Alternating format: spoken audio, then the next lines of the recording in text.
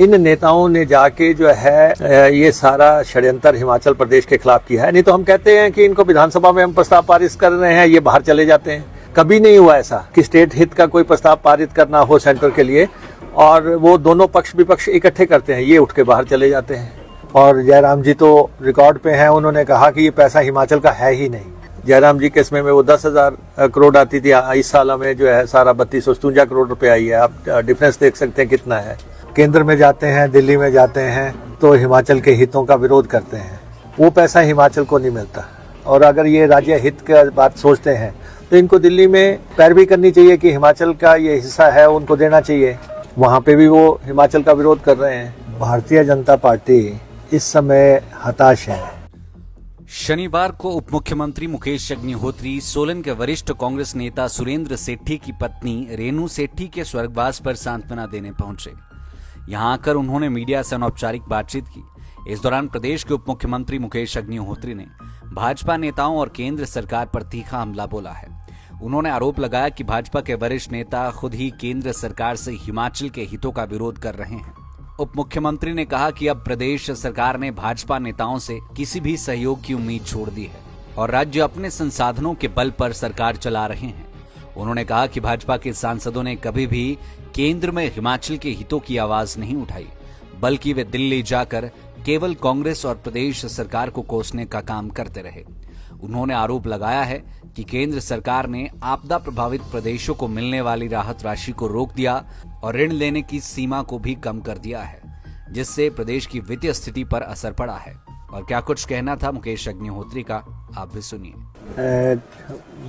Bharatiya Janata party Himachal Pradesh इस समय हताश है और निराशा के आलम में वो उन चीज़ों का भी विरोध कर रही है जिनका हिमाचल हकदार है।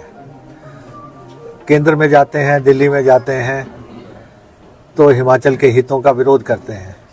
हम तो उनसे ये जानना चाहते हैं कि हिमाचल प्रदेश में इतना बड़ा डिजास्टर आया और उसका जो पोस्ट डिजास्टर जो पैसा मिलना है हिमाचल प्रदेश को 10,000 करोड़ रुपए के आसपास बनता है, उसके ऊपर सारी कंसल्टेशन डिस्कशंस हो चुकी हैं।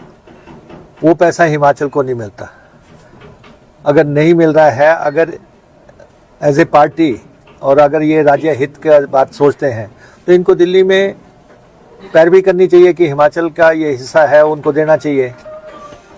फिर हिमाचल प्रदेश के जो कर्मचारियों को हमने ओपीएस दी और एनपीएस का पैसा 10,000 करोड़ रुपया सेंटर के पास जमा है, जो उन्होंने आगे मुझे लगता है बॉन्ड्स वगैरह में इन्वेस्ट कर लिया है।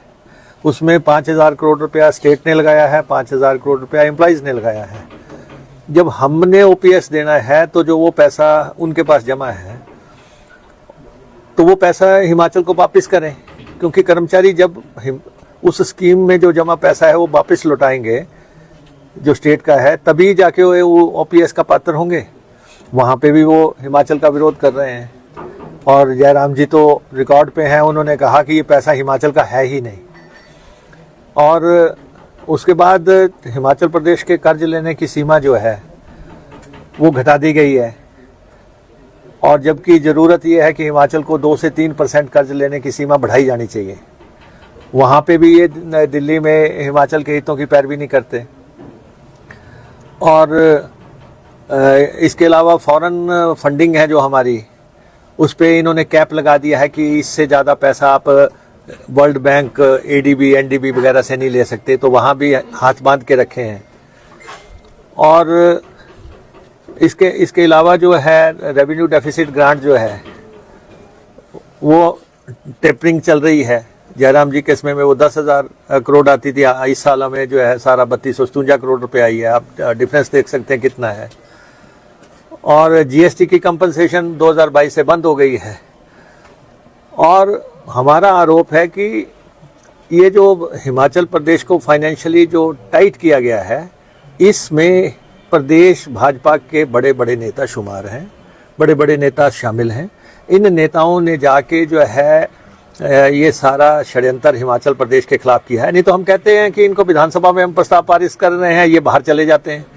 कभी नहीं हुआ ऐसा कि स्टेट हित का कोई प्रस्ताव पारित करना हो सेंटर के लिए और वो दोनों पक्ष विपक्ष इकट्ठे करते हैं, ये उठ के बाहर चले जाते हैं।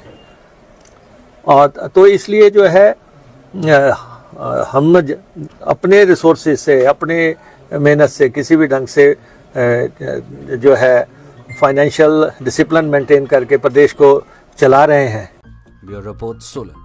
गोयल मोटर्स नेटवर्क की सोलन और शिमला स्थित नेक्सा शोरूम में पाई इंडिया की सबसे पसंदीदा गाड़ियों पर खास ऑफर। इग्निस, बिलेनो, फ्रॉन्स, जिम्नी और ग्रैंड विटारा जैसी शानदार गाड़ियों को खरीदने का साल का सबसे बेहतर वक्त। नेक्सा का खास ब्लैक एडिशन उपलब्ध है। सभी तरह की गाड़ियों से एक्सचेंज और अपग्रेड ऑफर भी। तो देर किस बात की, आज ही सोलन या शिमला में गोयल मोटर्स के नेक्सा शोरूम में पधारे और पाएं कार खरीदारी का एक कभी ना भूलने वाला सुखद अनुभव।